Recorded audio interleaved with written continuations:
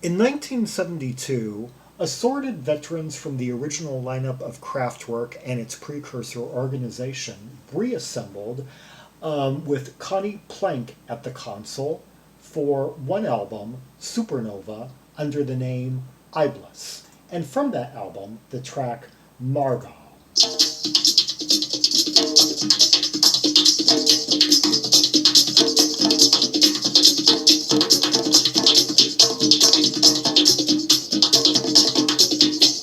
Okay, a certain effect is being employed on those percussions right there. Hear a faint bit of like enveloping or maybe a faint bit of phasing, just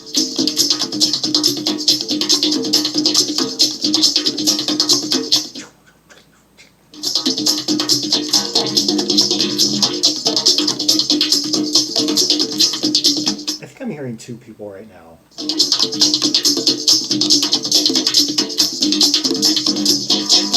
Someone made the comment on Discogs that this album has the unmistakable imprint of Conny Plank, and I don't know what to really make of that because I've seen his name on a whole range of recordings.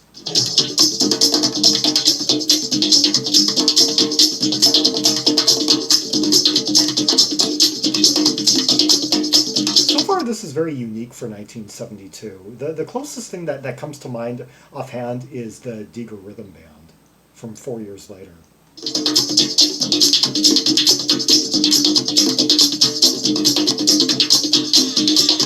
I can tell you what it isn't so far. It's not jazz rock. It's not raga. It's not like psychedelic or free. Or it's not free form. There's a structure to it, but it's all percussive. It's not like Latin. Or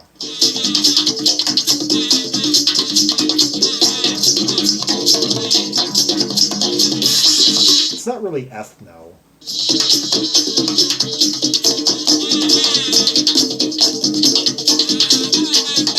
Okay, we got a bit of chanty in the background. So far it's just kind of like an engaging rhythmic pattern, really kind of trebly.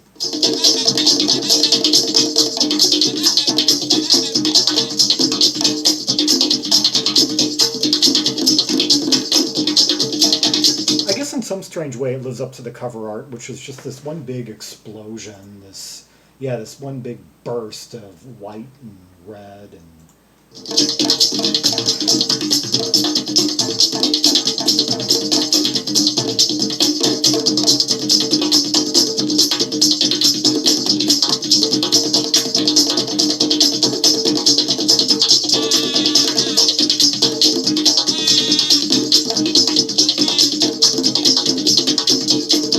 I'm hearing three people. I'm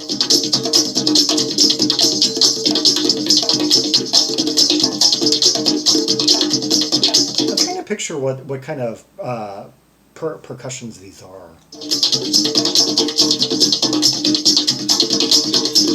Yeah, I'm hearing kind of like wood, faintly. I'm hearing the skin. I think I'm hearing two people on skin and one guy on wood. And one guy's kind of chanting, indicating that something's about to break out.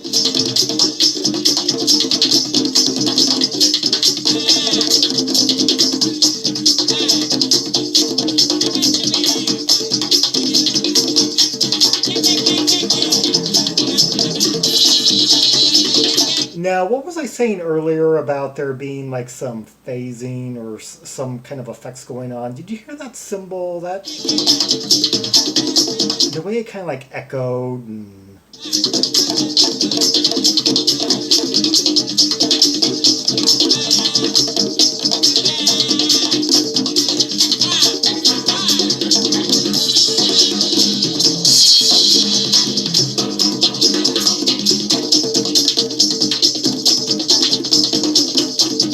okay, who do we have on here? Let's see.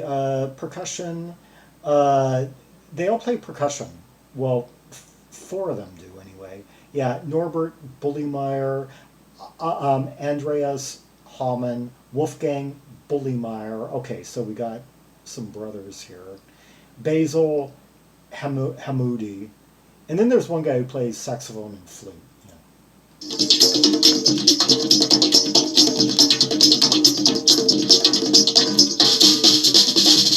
Okay, we're about to change. Yeah, hearing some real drums, hearing some snare there, some toms. Yeah, 3 minutes in.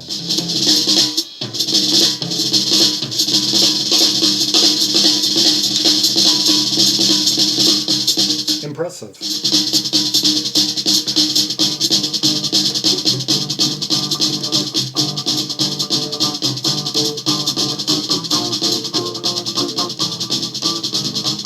I'm not sure I know who the actual like drummer. Oh, Andreas Homann. Yeah, he's the real drummer, and he was on the first Kraftwerk album from 1970. It doesn't mention him. Another guy was in Organization, funny enough, was on that Tone Float album. Yeah.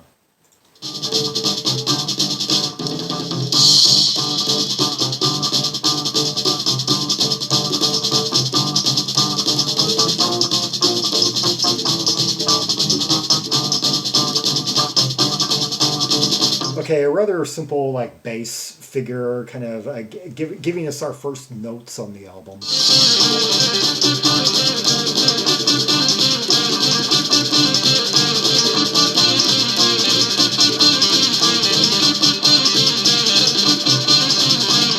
Okay, guitar kind of scaling around that bass figure. G minor.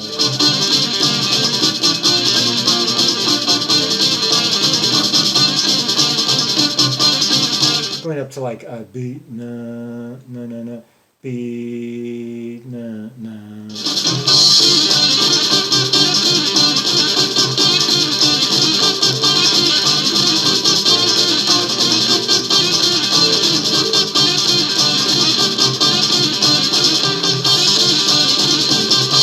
Yeah, like G, B, A, flat, G.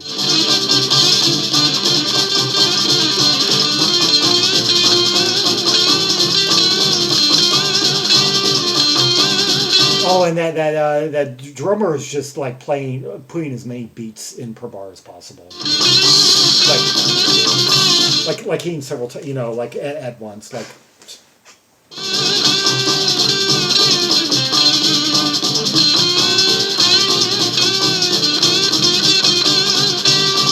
Yeah, just a constant roll from the drummer. The guitarist, kind of like I think he's gone up kind of an octave in the time that he's been encircling that bass figure.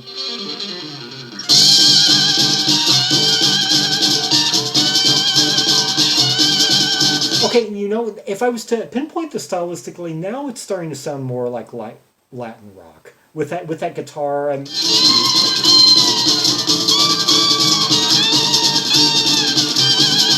think I'm hearing like a vaguely Santana-esque quality in that guitar work.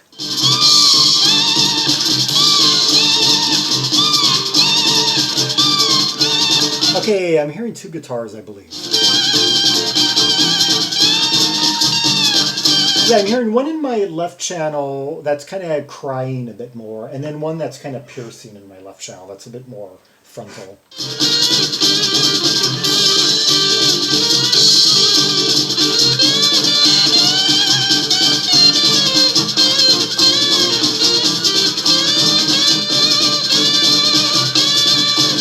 A mostly clean, just a vaguely distorted tone, not too much, just.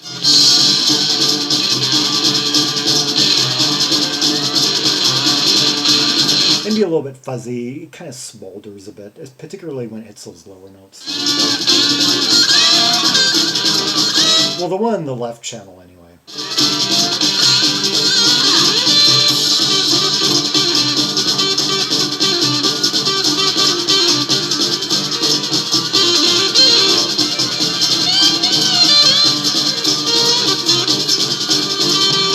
I like the way they're just flanking. I love the way the two guitars are just flanking that rhythm section.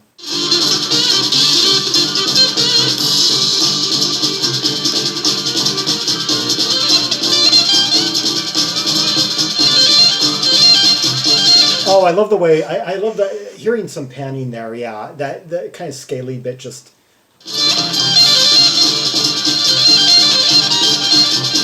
Yeah, it seems to be panning between just ever so slightly, placing just every other second, placing a slight emphasis on one or the other.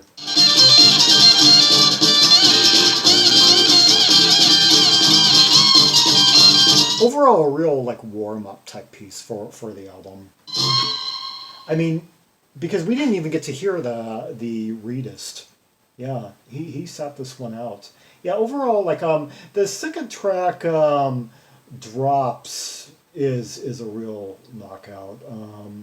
And I think that has more of the full density of the band. But that's like 14, 40 minutes long. Maybe another segment the next time I do a 1972 marathon, perhaps. Yeah. Side one I think is kind of the stronger side overall of this, but overall like a really lively band that know how to captivate with just the barest of bones. I mean, it was quite interesting when it was just them drumming for 3 minutes, and then they added it on, and a few elements, and quite a dense, just busy, lively, energetic sound, free form, largely, escaping all sorts of classification for the most part, and very few releases on the German scene. I guess the reason why I even bothered to pinpoint like the fact that I couldn't quite peg it in any way is that I can't think of any releases in 1972 either on the German scene that really resemble this, or in the U.S. really anywhere.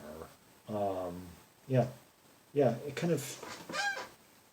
Anyway, yeah, and let's see who else. I pointed out. And Andreas Homann. Let's see, Basil Hammoudi was on the Tone Float album.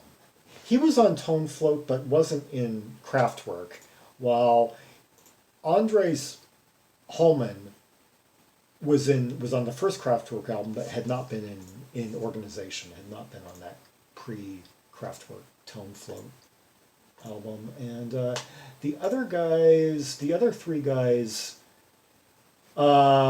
seem to have no other credits. Oh, one guy appeared on a Schlager album about a decade later. The guy, Andreas Homann, seems to, let's see, he has a visual credit on the second Cluster album, and has a technical credit on a record by Jennifer Rush, the American-born UK pop star.